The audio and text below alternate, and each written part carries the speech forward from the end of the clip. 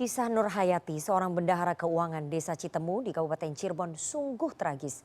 Nur Hayati malah ditetapkan sebagai tersangka kasus korupsi oleh Polres Cirebon, padahal dirinya merupakan pelapor kasus dugaan korupsi dana desa Citemu tahun 2018-2022 yang melibatkan kepala desa.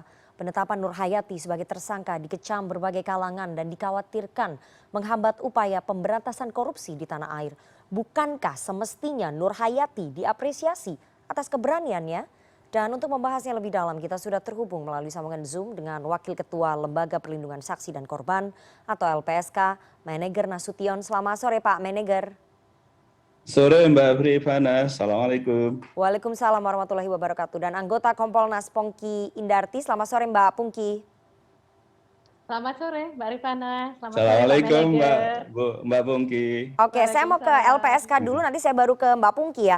Pak Meneger, apakah kemudian LPSK setelah mengetahui adanya kasus ini, penetapan tersangka terhadap Nur Hayati, kemudian LPSK sudah menerjunkan tim untuk menyelidiki kasus yang menimpa Nur Hayati?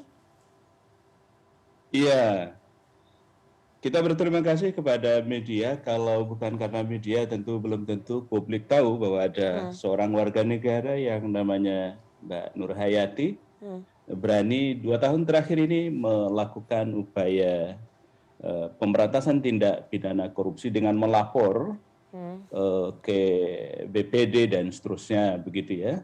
Karena itu publik sekali lagi berterima kasih ada warga negara yang berani. Karena tidak semua warga negara berani. Karena itu kita memberi apresiasi. Nah yang kedua, kita justru kemudian terkejut, publik tentu ya, ada orang yang berani melapor tindak pidana korupsi, kemudian jadi tersangka. Nah, bukan kebetulan ya, 2-3 hari yang lalu, Mbak Nur Hayati ini sudah melapor secara resmi ke LPSK untuk minta perlindungan, dan LPSK sejak kemarin sudah melakukan kunjungan ke Cirebon untuk melakukan investigasi dan asesmen, dan sekarang sedang berlangsung asesmen dengan Mbak Nur Hayati. LPSK sudah bertemu dengan para pihak di sana, sedang melakukan pendalaman untuk mengetahui kronologis peristiwa seperti apa, lalu kita melakukan asesmen kebutuhan seperti apa yang dibutuhkan oleh Mbak Nur Hayati. Apakah ada ancaman apa tidak, apakah ada trauma apa tidak, lalu proses hukum yang akan dihadapi seperti apa, dan karena itu kemudian LPSK melakukan asesmen. Begitu Mbak Rifana. Pak Meneger, sejauh ini dari laporan tim LPSK yang terjun langsung ke Cirebon, apakah memang ada ancaman terhadap Nur Hayati? Alhamdulillah hari ini Mbak, ini pada jam yang sama ada hybrid ya, ada teman-teman yang ke lapangan melakukan wawancara. Kebetulan Mbak Nur Hayati ini lagi isoman, jadi memang kita menjaga prokes yang sangat ketat, tetapi kemudian kita imbangi dengan hybrid ya. Jadi ada yang secara online juga. Ini sedang berlangsung pendalaman terhadap yang bersangkutan. Setelah LPSK sudah bertemu dengan pihak kepolisian, saya juga minta kepada tim untuk bertemu dengan Polda, dengan teman-teman Kajari, dengan BPD dan tokoh-tokoh masyarakat. Termasuk sesungguhnya orang-orang yang selama ini juga ikut memberi konsen terhadap Mbak Nur Hayati. Begitu, jadi belum ada laporan soal ancaman ya, Pak Meneger ya? Ya, ini yang sedang kita dalam. Sekarang sedang berlangsung hybrid, termasuk Zoom dari kantor dengan Mbak Nur Hayati. Dari asesmen awal yang dikumpulkan oleh tim LPSK yang datang langsung ke Cirebon, apakah kemudian LPSK meyakini bahwa penetapan status tersangka ini yang dilakukan oleh Polres Cirebon ini tidak tepat? Iya, kalau dalam konteks Undang-Undang Perlindungan Saksi dan Korban, setidaknya beliau ini sebetulnya bisa ditempatkan dalam 2 posisi. Pertama sebagai saksi, yang kedua sebagai pelapor. Dan dalam Undang-Undang Perlindungan Saksi dan Korban, sebagai saksi maupun korban, ini subjek hukum yang sesungguhnya LPSK harus memberikan perlindungan. Nah, soal kebutuhan perlindungannya ini yang sedang kita asesmen. Mudah-mudahan dalam beberapa hari ke depan kita sudah bisa memastikan. Kalau ada ancaman, sekali lagi fisik, kita punya perlindungan fisik mulai yang tertinggi tentu ada safe house, ada monitoring dan Oke. seterusnya gitu ya. Oke. Atau kemudian ada trauma misalnya, kita tentu akan memberikan pemulihan psikologis kerjasama dengan psikolog. Jadi, kalau ada proses hukum yang dihadapi, tentu kita akan berikan hak prosedural. Kita akan dampingi beliau di setiap proses yang akan dihadapi. Baik. Begitu Mbak Rifana. Baik. Dari LPSK saya mau ke Kompolnas. Mbak Pungki, tadi sudah dijelaskan bahwa asesmen sedang dilakukan oleh teman-teman dari LPSK sesuai dengan laporan dari Mbak Nur Hayati. Nur Hayati menginginkan perlindungan dari LPSK karena merasa dirinya sudah ditetapkan sebagai tersangka. Ini lagi-lagi Mbak, aparat kepolisian dikritik karena menetapkan seseorang yang melaporkan kasus korupsi menjadi tersangka. Bagaimana kemudian Kompolnas melihat cara penetapan tersangka atas sosok Nur Hayati ini yang dilakukan oleh Polres Cirebon, Mbak Pungki? Ya, betul. Jadi kalau kami melihat ini terkait juga dengan bagaimana hubungan antara penyidik dan kejaksaan ya dengan penuntut umum. Artinya penyidik melimpahkan berkas-berkas kepada penuntut umum, kemudian penuntut umum memberikan masukan-masukan. Nah, dalam memberikan masukan itu ternyata diminta untuk melakukan pendalaman terhadap Nur Hayati. Nah, kalau kita melihat dan kita sangat menyayangkan, Nur Hayati ini sebetulnya adalah saksi dan juga pelapor ya, meskipun disampaikan bahwa pelapornya BPD, tapi yang lapor ke BPD kan Bu Nur Hayati. Nah, itu sebetulnya juga seharusnya menjadi perhatian. Nah, oleh karena itu kami sangat menyayangkan kenapa kok saudara Nur Hayati diajukan sebagai tersangka. Tetapi karena Kompolnas kami tidak berwenang untuk intervensi proses penyidikan, maka kami merekomendasikan kepada Wasidik sebagai pengawas penyidikan untuk mendampingi para penyidik dan untuk melakukan pemeriksaan apakah proses yang dilakukan sudah tepat atau tidak. Itu yang pertama. Kemudian yang kedua, Kompolnas akan klarifikasi dan gelar perkara ya Mbak ya, nanti akan ke Polda Jabar. Dan yang ketiga, untuk menguji apakah prosesnya ini sudah benar atau tidak, yang bisa dilakukan oleh saudari Nur Hayati adalah melakukan pra-peradilan. Jadi proses itu sudah tepat dan kami berharap secara simultan ini bisa dilakukan bersama-sama, termasuk tadi juga pendampingan dari LPSK. Seperti itu. Mbak Pungki, dari Kompolnas melihat mungkin ada kesalahan prosedur ataupun terlalu terburu-buru atau kesalahan judgement penilaian dari penyidik sehingga menetapkan Nur Hayati sebagai tersangka? Ini kalau kami melihat semata-mata adalah sebagai tindak lanjut dari apa yang sudah disarankan oleh jaksa ya, petunjuk. Jadi dalam rangka pelaksanaan petunjuk jaksa, kemudian penyidik melakukan tindakan-tindakan seperti itu. Karena kan ini di ujung gitu ya Mbak ya, artinya proses ini kan udah 2 tahun. Tapi kemudian ketika di ujung ada petunjuk jaksa, terus kemudian ya mau tidak mau penyidik harus melakukan seperti itu. Oke, saya mau balik lagi ke LPSK. Pak Menegar, status Nur Hayati menjadi tersangka karena menurut polisi dia diduga terlibat dalam kasus korupsi dana desa tersebut. Nah, jika dalam kasus ini Nur Hayati menjalankan perintah atasannya, apakah kemudian bisa dipidana? Karena itu dalihnya seperti itu, dalih dari penyidik. Iya, Bu Pungki sebetulnya kemarin itu sudah sangat lugas ya, menyebut publik sebetulnya nggak nyaman ya, ada berbalas pantun ini antara aparat penegak hukum ya, Kapolres mengatakan bahwa ini sesuai dengan petunjuk jaksa, lalu Kejari mengatakan, loh kami cuma memberi catatan untuk ada pendalaman, bukan ditersangkakan dan seterusnya. Tetapi sekali lagi dalam pandangan LPSK, beliau ini memiliki 2 status hukum sebetulnya ya. Bisa sebagai saksi dan itu sudah dilakukan sejak 2 tahun terakhir, termasuk sebetulnya sebagai pelapor. Betul tadi Bu Pungki, yang melaporkan ke BPD itu ya Bu Nur Hayati itu. Lalu BPD, ini harus kita pahami juga posisi seorang Bu Nur Hayati, orang tinggal di desa. Nah, begitu elegan, begitu ingin menghargai orang, maka dia prosedurnya begitu. Mestinya dibaca juga itu ya. Nah, karena itu ada 3 alasan Mbak Rifana mestinya beliau tidak bisa ditersangkakan. Oke. Pertama, pasal 51 yang sering juga diulang-ulang Bu Pungki ini, pasal 51 KUHP, orang yang melakukan tugas sesuai dengan petunjuk dan arahan dari atasan yang berwenang, orang itu nggak bisa dipidana gitu.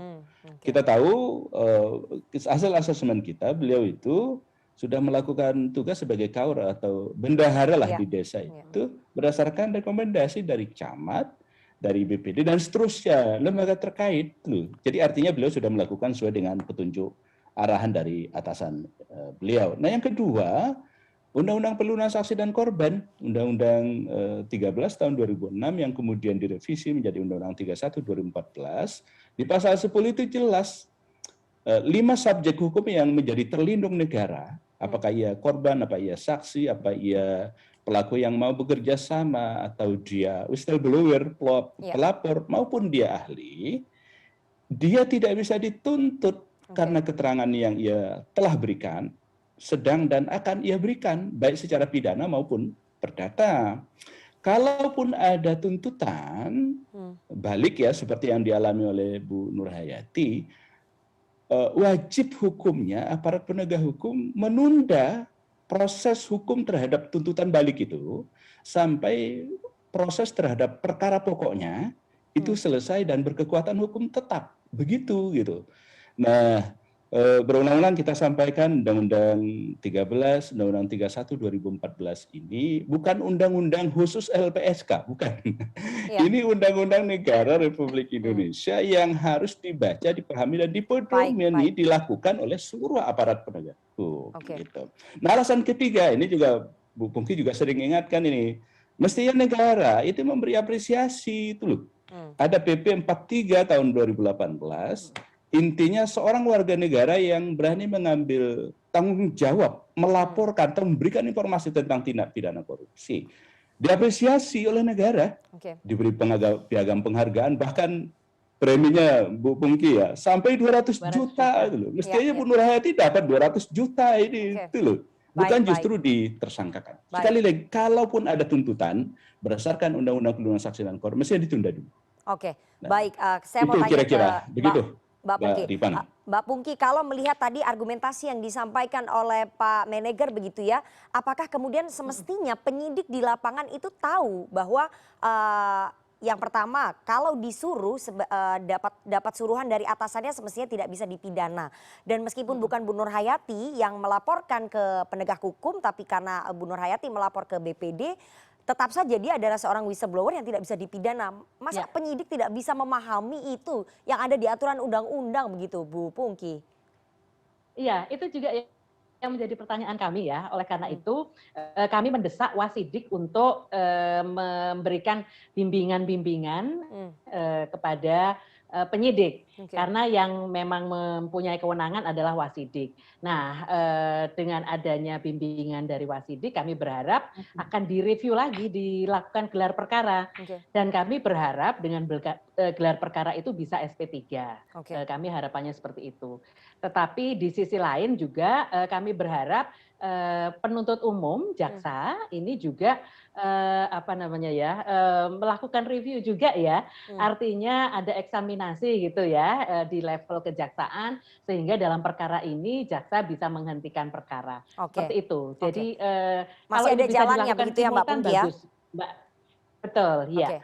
Oke. Saya akan teruskan nanti perbincangan kita, tapi kita harus jeda terlebih dahulu. Bapak dan juga Ibu, jangan kemana-mana, tetap bersama kami di CNN Indonesia Newsroom.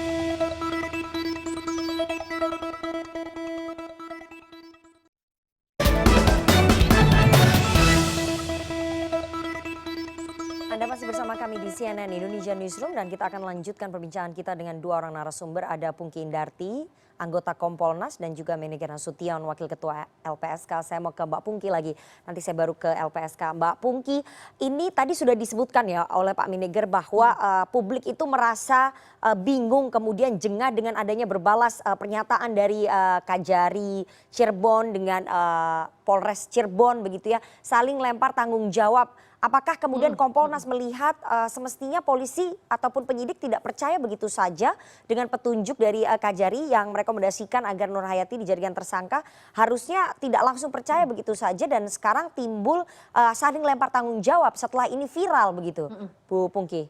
Kalau kalau, aturannya dengan, penyidikan memang nggak bisa, Mbak, karena kan, penyidik harus memberikan, berkasnya kepada, jaksa dan Oke. jaksa memberikan petunjuk. Nah, nanti kan yang akan melimpahkan ke pengadilan kan, penuntut umum. Iya, iya. Nah, kalau nggak diturutin itu pasti nggak akan segera diserahkan ke Oke. pengadilan. Nah, jadi saya rasa mandeknya memang di sini. Tapi ini memang harus menjadi perhatian pimpinan, baik pimpinan Polri maupun pimpinan Kejaksaan Agung, agar memberikan perhatian pada peristiwa ini karena kasus ini bukan hanya kasus Nur Hayati di Cirebon, tetapi ini berpotensi nantinya terjadi di wilayah-wilayah lain. Iya, iya, Kan betul. bisa menjadi presiden, Mbak, ya. Iya. Jadi orang yang melaporkan terus kemudian malah menjadi tersangka ini kan malah menakutkan bagi pihak-pihak yang ingin melaporkan adanya dugaan tindak pidana korupsi. Nah, jadi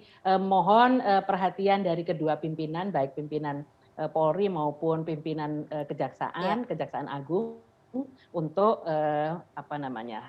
mengatasi kasus ini. Oke, Pak Meneger, apakah kemudian kekhawatiran yang tadi disampaikan oleh Mbak Pungki itu juga ditangkap oleh LPSK kalau ini kemudian tidak segera diselesaikan oleh baik dari aparat kepolisian dan juga kejaksaan, ini akan berpotensi untuk bisa terjadi di tempat lain dan membuat orang-orang ataupun masyarakat yang tadinya mengetahui tindak pidana korupsi kemudian mereka jadi ketakutan untuk melapor karena takut nasibnya akan seperti Nur Hayati menjadi tersangka? Betul, saya kira ini bahasa Bu Pungki tadi, ini menjadi siar ketakutan publik, iya. Oke. Coba bayangkan ada orang berani melapor, berani jadi saksi tindak pidana korupsi, kemudian jadi tersangka. Ini pasti membawa efek sosial yang luar biasa. Ada ketakutan, ada siar Oke. ketakutan ini. Nah, yang kedua, justru mengganggu akal sehat publik, ya. Bagaimana mungkin dalam tindak pidana korupsi, misalnya ya, ini kemudian ya sederhana, sebetulnya sederhana saja. Kalau alasannya beliau ini belum melapor loh ke misalnya ya, belum melapor ke kepolisian, misalnya begitu ya. Bu Pungki tadi dengan sederhana, logika sederhana aja. Kalau mau agak sedikit aja bersusah payah gitu ya. Toh yang melapor ke BPD itu ya Bu Nur Hayati itu. Yang melapor ke polisi, kepolisian itu BPD. Ya. Sederhana kan sebetulnya itu ya. Nah, karena itu sekali lagi demi akal sehat publik ini kita harus menjaga kewarasan akal sehat ini kan ya. Oke. Yang kedua keadilan hukum buat publik gitu. Di samping tadi ketakutan. Nah, karena itu sekali lagi kita mengapresiasi kalau kemudian pimpinan Polri, Pak Kapolri misalnya ada political will memerintahkan Kabar Eskrim untuk melakukan pengawasan yang khusus misalnya seperti yang disampaikan oleh Bu Pungki. Kompolnas juga sebagai pengawas eksternal tentu sangat berperan untuk memastikan kalau misalnya ya ditemukan ada sesuatu yang janggal, ya kita akui saja. Toh manusia ini pasti ada khilaf di sana sini. Yang paling penting itu ya. Kemudian kejaksaan, saya kira kalau dalam konteks aktivis seperti dulu kita, Mbak Pungki, ya kita pasti melakukan eksaminasi. Tetapi tentu sekarang kita menyarankan ada kejaksaan melakukan gelar kasus atau apa begitu ya. Kemudian publik juga sebetulnya punya hak untuk melakukan eksaminasi itu. Dan langkah untuk pra peradilan juga sesuatu yang saya kira ikhtiar hukum yang bisa diambil. Begitu, Mbak Rifana. Baik, kita tunggu nanti bagaimana penyelesaiannya. Semoga nasib dari Ibu Nur Hayati ini kemudian tidak betul-betul menjadi tersangka hanya karena dia punya niatan baik melaporkan kasus korupsi yang terjadi di sekitarnya dan ini tidak membuat masyarakat di tanah tanah air kemudian merasa ketakutan untuk melaporkan kasus dugaan korupsi yang mereka ketahui karena takut bernasib sama seperti Nur Hayati dan jangan sampai ada Nur Hayati lain yang nasibnya seperti ini. Kita tunggu nanti langkah konkret dari para petinggi kepolisian dan juga Kejaksaan Agung sesuai dengan sarannya Mbak Pungki. Semoga Mbak Pungki bisa memberikan bisikan kepada Pak Kapolri supaya kemudian bisa turun langsung mengatasi persoalan ini dan menyelamatkan nasibnya Nur Hayati. Terima kasih sekali dua orang narasumber yang sudah bergabung pada sore hari ini. Ada Mbak Pungki Indarti, anggota Kompolnas, dan juga Pak Meneger Nasution, Wakil Ketua LPSK. Sehat selalu Mbak Pungki dan juga Pak Meneger. Terima kasih.